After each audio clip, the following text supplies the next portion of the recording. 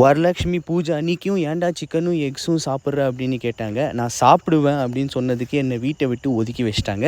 ஒரு சின்ன ரூமில் வந்துட்டு நான் இன்றைக்கி குக் பண்ணி சாப்பிட்டேன். அந்த கதையை தான் இன்றைக்கி உங்கள் கூட ஷேர் பண்ண போகிறேன். ஸோ வழக்கம் போல் நம்ம ஆரம்பித்தது இந்த ஃபாஸ்டட் கார்டியோ.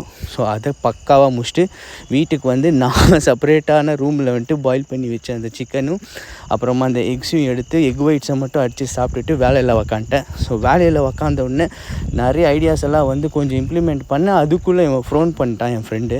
ஸோ வா வெளியே போகலாம் அப்படின்ட்டு ஒரு சின்ன வேலை இருக்குன்ட்டு அந்த வேலையை முடிச்சுட்டு இவரை வீடியோ எடுத்தால் நாங்கள்லாம் ரீலில் வர மாட்டேன் அப்படின்னு பில்டப் பண்ணுறான். ஸோ அதனால் கண்டிப்பாக இந்த கிளிப்பை போட வேண்டாம் அப்படின்ட்டு போட்டுக்கிறேன்.